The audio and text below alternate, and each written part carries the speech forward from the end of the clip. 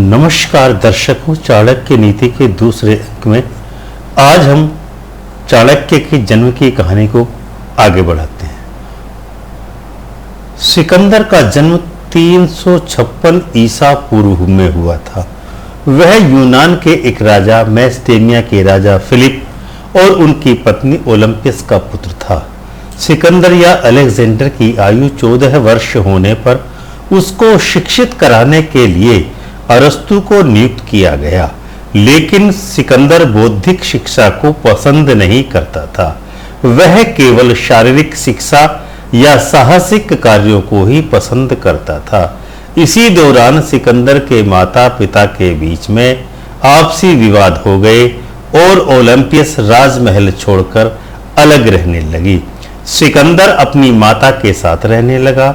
राजा Philip ने Cleopatra नामक अतीव सुंदरी के साथ अपना दूसरा विवाह कर लिया, जिससे बाद में एक और पुत्र उत्पन्न हुआ। लेकिन दुर्भाग्यवश कुछ ही दिनों बाद राजा फिलिप की हत्या कर दी गई। छोटे पुत्र को राजा बनाने का प्रयास किया गया, लेकिन सेना पर मजबूत पकड़ होने के कारण सिकंदर ने अपने सौतेले भाई को मरवा डाला और स्वयं सिंहासन पर बैठ गया। इसके बाद में लगभग 334 ईसा पूर्व में सिकंदर ने अपने राज्य का विस्तार करने के लिए और विश्व विजयी बनने के लिए प्रयास करने प्रारंभ किए। अंततः वह अपनी सेना को लेकर अपने उद्देश्य की पूर्ति हेतु निकल पड़ा। अधिकांश इतिहासकारों का मत है कि अपने अभियान के प्रारंभ में सिकंदर के पास 40,000 सैनिक थे। अन्य अनेक अभियानों में सैनिकों की यह संख्या समय समय पर बदलती रहती थी, क्योंकि युद्धों में कुछ सैनिक मारे भी जाते थे और काफी सैनिक उसकी सेना में शामिल भी हो जाया करते थे। सिकंदर के पास एक नौसेना या जल सेना की भी टुकड़ी थी। इस प्रकार सिकंदर ने सर्वप्रथम हेलेस्पोंट क्षेत्र को अपने कब्जे में कर लिया। फिर सिकंदर ने सीरिया, टायर, गाजा, मिस्र और ईरान आदि पर विजय प्राप्त करके अफगानिस्तान की ओर प्रस्थान किया। अंततः 328 ईसा पूर्व में उसने हिंदू कुश पर्वत को पार किया और भारत के निकट आ पहुंचा। अपने इस विश्व विजयी अभियान में उसको विभिन्न भारतीय जनजातियों ने अलग अलग आक्रमण करके सिकंदर तथा उसकी सेना को काफी कमजोर कर दिया। इसके बाद भी सिकंदर के खिलाफ अश्वकों ने जी जान से युद्ध किया, लेकिन एक रात को सिकंदर ने अचानक आक्रमण करके अश्वक जाति को नष्ट कर दिया और अंततः 327 ईसा पूर्व में सिकंदर सिंधु नदी तक पहुंच गया और इस प्रकार से वह भारत की सीमा के बिल्कुल नजदीक पहुंच गया।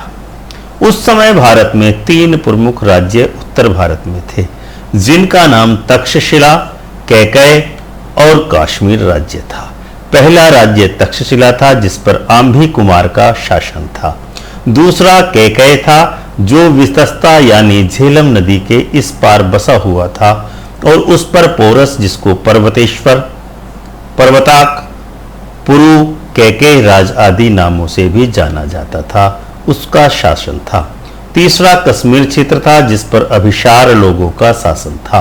यहाँ पर हम अपने दर्शकों को यह स्पष्ट कर देना चाहते हैं कि 1947 ईस्वी में देश का विभाजन हो गया था। तभी से सिंधु नदी, वितस्ता अर्थात झेलम नदी, तक्षशिला तथा पंजाब का बहुत बड़ा हिस्सा पाकिस्तान के पास बंटवारे में चला गया था। यदि आप इन क्षेत्रों के मानचित्र देखना या समझना चाहते हैं तो उन सभी दर्शकों को पाकिस्तान का मानचित्र भी देखना चाहिए। राजा आंभी अथवा आंभी कुमार अपने राज्य का विस्तार अपने मन ही मन करना चाहता था। इसी एकमात्र कारण से वह पोरस से शत्रुता का भाव रखता था।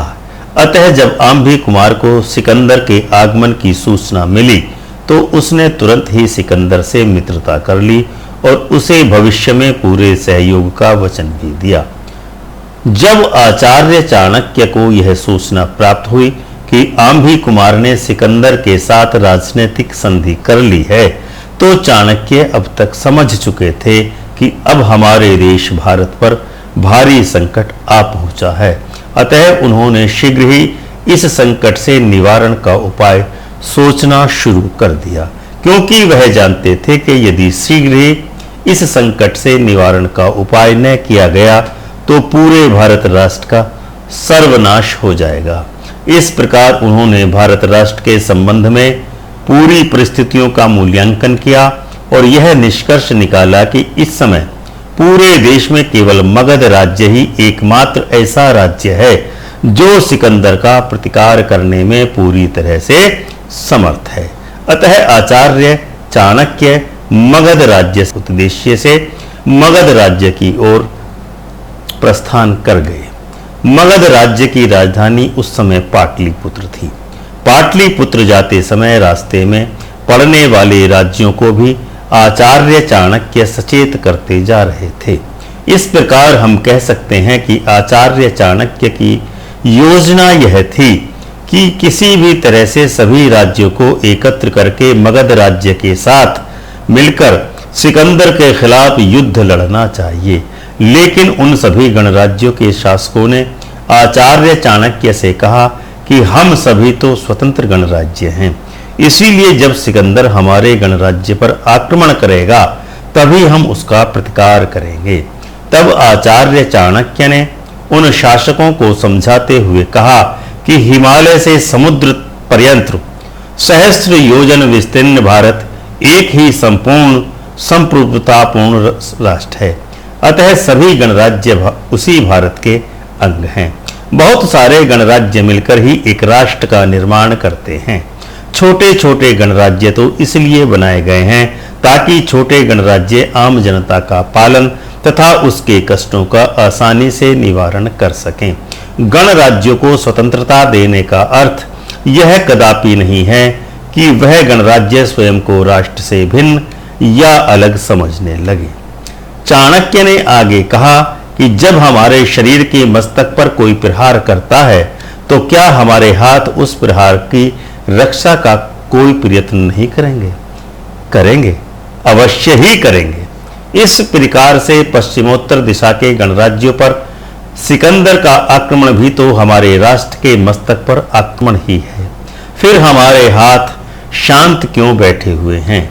चाणक्य ने यह भी कहा कि यहाँ पर यह ध्यान रखने की बात है कि यदि सिकंदर के विरुद्ध गणराज्य अलग अलग लड़े तो वह उसकी विशाल सेना का प्रतिकार नहीं कर पाएंगे।